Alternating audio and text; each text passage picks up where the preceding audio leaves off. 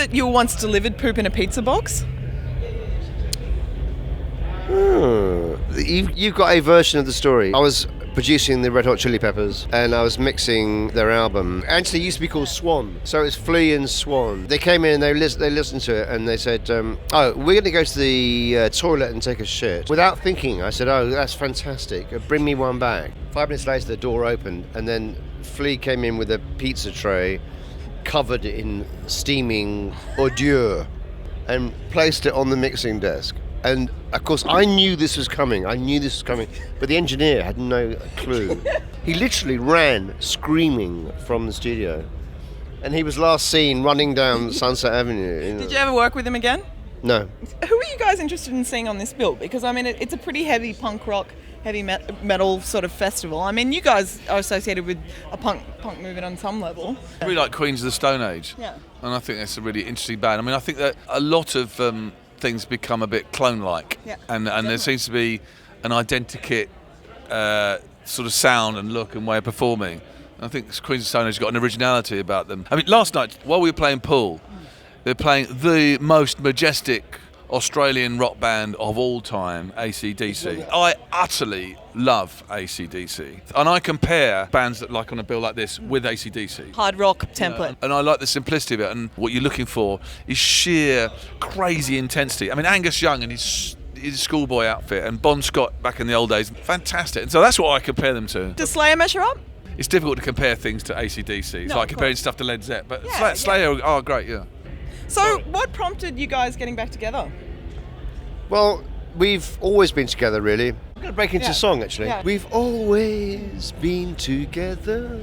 About 6 years ago, Yeah. there had been a kind of explosion of guitar bands who gave as their primary reference point Gang of Four. I mean, there's always been bands who have said that they've been inspired by us, obviously from Red Hot Chili Peppers. And R.E.M. was our support band for a year and a half. U2 was a support band. And we did a show in London, which we were reminiscing about yesterday, of some of the stranger bills we've been on. Yeah. We had, first on was U2, when they just come out with that Boy album. Yeah. And then the next act was a guy who used to hit himself on the head with a tea tray, singing the song Rawhide. He'd go, Rawhide!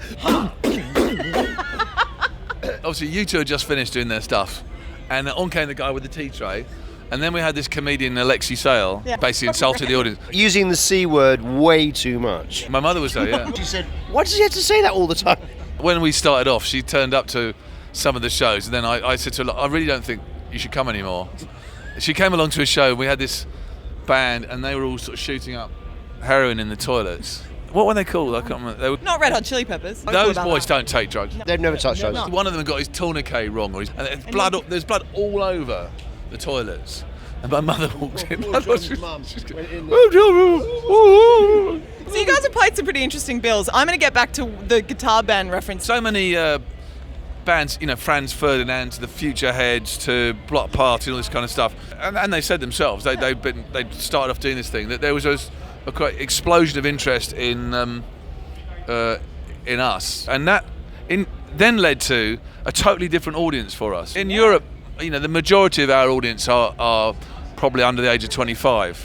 So although we're obviously been doing this for a long time, we have very, very interesting audience. It's not because we're not a nostalgia band. No. For the reasons John just said, there was some pressure that we did some more stuff, and we got back together because I've been producing other bands and stuff, and I was very interested in doing it again and doing gigs, and we recorded we did an album which was re-recording all our old songs, our favourite old songs.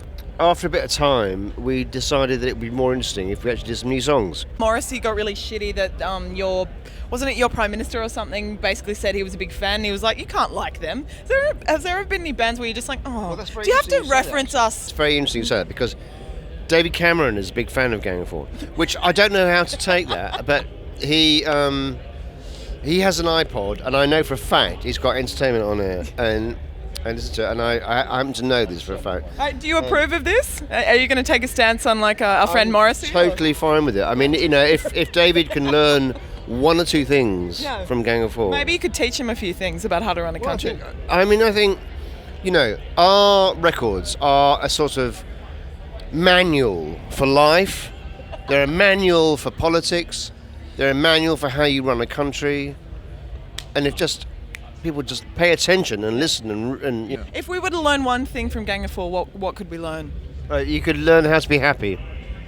That's a good thing. And be original. Be dangerous. Yeah. Yeah, good. But I mean, you only achieve happiness if you follow your ideas and work hard.